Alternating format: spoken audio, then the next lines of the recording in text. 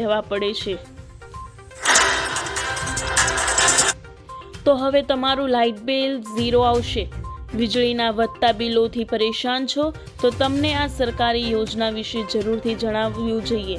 આ સરકારી યોજના દ્વારા ન માત્ર તમારી વીજળીની બિલ ઓછા થશે પરંતુ દર મહિને પૈસાની બચત પણ થશે। કેન્દ્ર સરકારની PM સૂર્ય ઘર યોજના દ્વારા લોકોને ભારે વીજળીની બિલમાંથી રાહત મળી રહી છે। 2 મહિનામાં 10,000ની બચત। ઉત્તર પ્રદેશના જૌનપુરના રહેવાસી લાભાર્થીએ જણાવ્યું કે આ યોજનાથી ખેડૂત, વેપારી અને તમામ લોકોને ફાયદો થઈ રહ્યો છે। સૌને વીજળીના બિલની બચત થઈ રહી છે।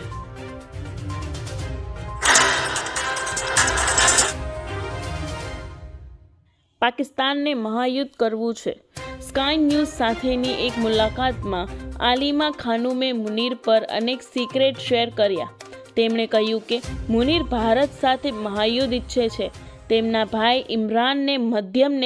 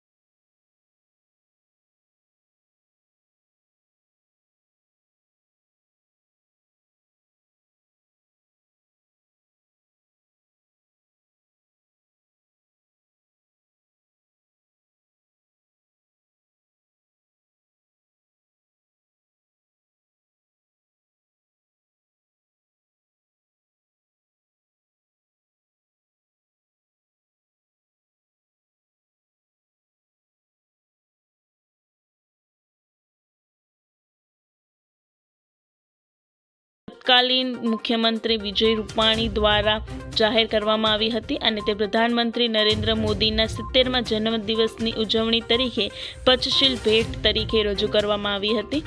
2 વ્હીલર સહાય યોજના માટે જરૂરી દસ્તાવેજો: Aadhaar card, ration card, bank passbook, driving licence, શાળા યા કોલેજનું ID વિદ્યાર્થીઓ માટે અને આવકનું પ્રમાણપત્ર મજૂરો માટે।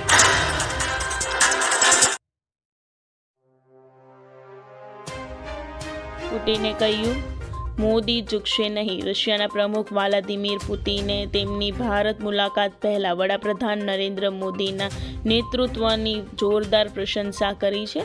તેમણે ભારપૂર્વક જણાવ્યું કે PM મોદી કોઈના દબાણ સામે ઝૂકી જાય તેવા નેતા નથી।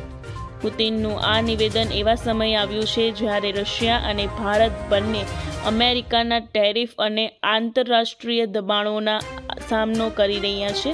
પુતિને ભારતની અડગ નીતિની પ્રશંસા કરી। મહિલાઓને મળશે 12,000 રૂપિયા ભેટ। યોજના ભાતૃ સ્વાસ્થ્ય સુધારવાની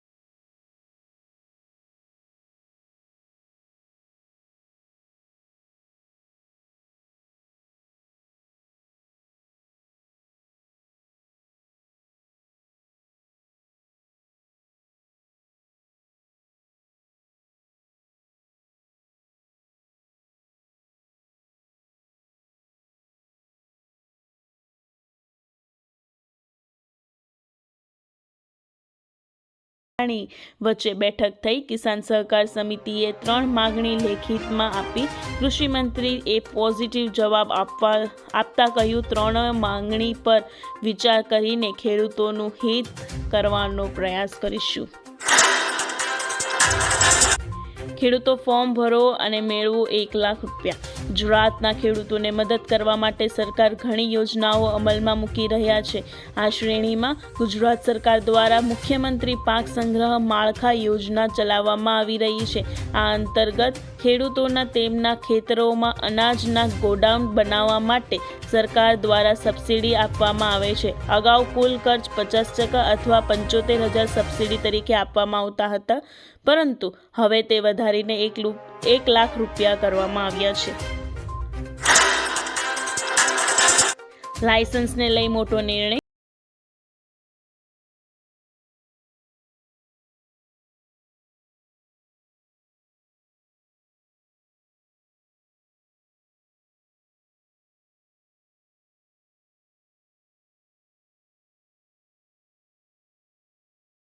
તેની વાહન ચલાવવાની ગુણવત્તા ક્ષતિયુક્ત હોવાનું બહાર આવ્યું છે, જે એઆઈના કેમેરા થકી નિવારી શકાશે. કેટલીક આરટીઓમાં ઓળખીતાઓને લાયસન્સ આપવામાં આ ખાડાકાન થઈ જાય છે, તે પણ બંધ થાય તેવી ફૂલ પ્રૂફ વ્યવસ્થા એઆઈ સિસ્ટમ થકી ઊભી કરાશે. આ પ્રક્રિયા હાથ ધરવામાં આવી છે. ત્યારબાદ સંભવતઃ 15 ડિસેમ્બર પછી 2 અને 4 વ્હીલર સહિતના વાહન ચલાવવા માટે ડ્રાઇવિંગ લાયસન્સ આર્ટિફિશિયલ ઇન્ટેલિજન્સ દ્વારા આપવામાં આવશે. કમિશનર ઓફ ટ્રાન્સપોર્ટ અનુપમ આનંદે જણાવ્યું કે ડ્રાઇવિંગ ટેસ્ટ ટ્રેક પર ફિટ કરવામાં આવેલા 19 કેમેરાઓ ટેસ્ટ આપનાર અરજદારની દરેક મૂવમેન્ટ પર બાજ નજર રાખશે અને રેકોર્ડ પણ કરશે. હાલની વર્ષો જૂની સિસ્ટમ સોફ્ટવેરની ખામીઓને કારણે અનેકવાર ખોરવાઈ જાય છે, પરંતુ એઆઈ સિસ્ટમમાં આ પ્રકારની ક્ષતિઓ નહીં રહે. એઆઈ ડ્રાઇવિંગ ટેસ્ટના પરિણામે 100% શોર્ટ રિઝલ્ટ મળવાથી વાહન ચાલકોની ડ્રાઇવિંગ સ્કિલમાં પણ સુધારો થશે. સહાય જમા થઈ ગઈ, તમને મળી કે નહીં?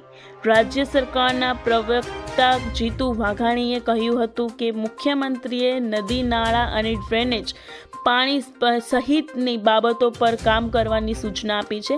પર્યાવરણ મુદ્દે કેબિનેટની બેઠકમાં ચિંતા વ્યક્ત કરાઈ છે. ભવિષ્યની સ્થિતિ અંગે અત્યારથી કામ લાગવા સૂચના આપવામાં આવી છે. તેમણે કહ્યું હતું કે માવઠાની સહાય મુદ્દે 29 લાખ અરજીઓ આવી છે. 4.91 લાખ ખેડૂતોને 1100 કરોડ સહાય પેટે ચૂકવવામાં આવ્યા છે. કુંડથલ બ્રિજ તોડવા પર પંચાયતને નોટિસ આપવામાં આવી છે. ખાતરની અછતનો મુદ્દો પણ અમારા ધ્યાને આવ્યો છે.